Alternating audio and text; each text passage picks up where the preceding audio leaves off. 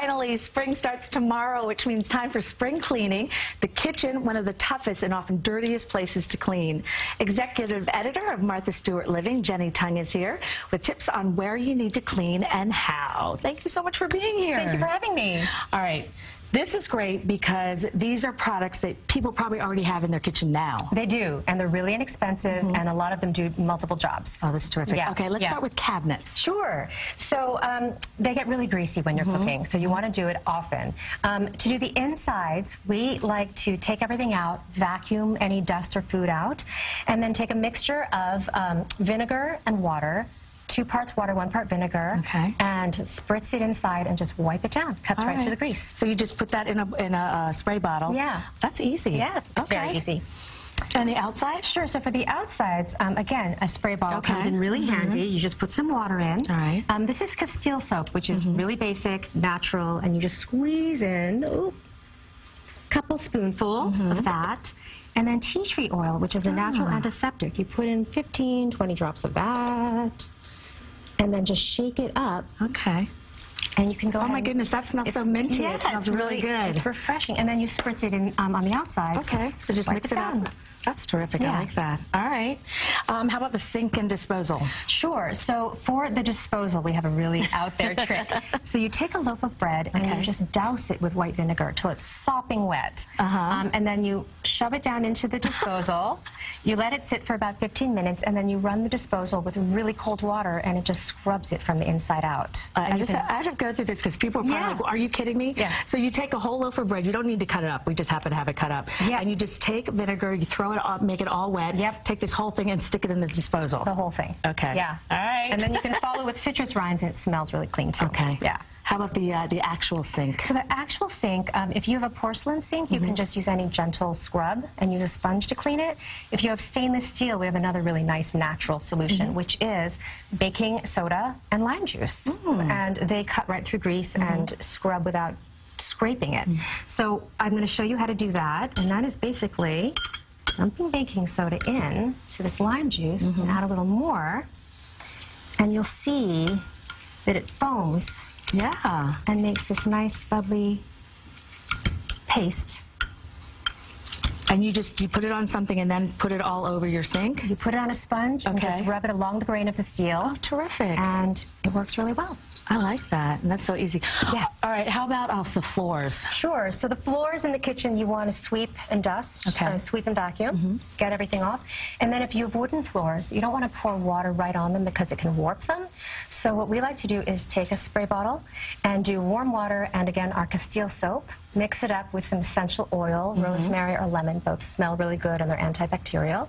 And then just spritz and follow with the mop and just work your way through the room. Okay, so you put it in a bottle, and we need a lot of spray bottles. Yes. Okay. That's the other essential. All right, and then for tile? Tile, you can use any all-purpose cleaner. Just avoid anything too acidic with ammonia in it because it can discolor the grout between the tiles. Okay, and how often should we be doing the floors? Oh, about once a week, I think. Okay. And you can vacuum in between. All right, and we didn't talk about how often, like the cabinets. Sure, cabinets every 3 or 4 months is probably good. All right, and then the sink once a week. Oh my goodness! Yeah, all right. disposal maybe less, but you know, as you need to. I'm way behind. All right, let's talk about the big one, the refrigerator. Sure. So if you have a stainless steel refrigerator, you know that the fingerprints can drive you crazy. So what we like to do is mix 2 parts water with 1 part vinegar. Again, in a spray bottle, or you can just put it on a sponge. Wipe it. They take away the fingerprints like that. And then another cool thing you can do is take baby oil. I love this. Just baby oil? Your good old-fashioned baby oil. And put a little bit on a microfiber cloth and just polish it. And then flip it over and buff it, and you won't see any streaks at all. I'm definitely going to try that one. All right, how about inside?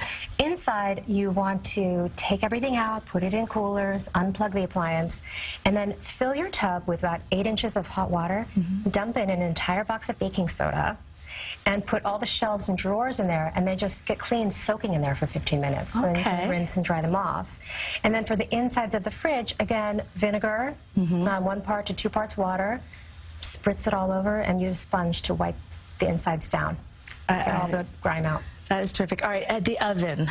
The oven. So this is another funny one where we have Coca-Cola. And you pour it in a plastic bin, and you put the racks in there and soak them. And the phosphoric and citric acid in the cola just wipe away the mineral buildup, the grime, the grease. And that is so scary about that. You think, I drink that. Okay. It is. Just have to put that out of your mind. Yeah. And then you wipe them clean. They're sparkling new. Okay. Yeah. All right. And how about the inside of the oven? So again, baking soda to the rescue. You basically make a paste with water and baking soda, and I'll show you how. You just dump it in, and you'll see again that it gets really bubbly. And just keep going until it thickens up into a paste. And then you just take that paste and you just wipe it around? You use a sponge and you just coat the insides with it and you leave it overnight. And it's a natural grease cutter. Okay. And the next morning you wipe it clean. All right. And then very quickly, the last stove and hood. Sure, stove and hood. So for the stove, you take away the burners and you take a warm, damp sponge. Just put some dishwashing liquid on it. Wipe it clean. If something's really stuck on, you can put a hot, wet paper towel on it, let it soak, and scrape it off with a spatula.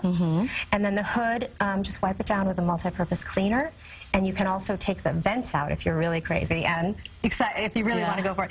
Put baking soda on them and then scrub with hot water. Oh my gosh, a lot to remember. Jenny, thank you so much. welcome. Great tips. For more cleaning ideas and ways to get ready for spring, pick up the newest copy of Martha Stewart Living on newsstands right now. We are going to post all these tips on our website, cbsnewyork.com.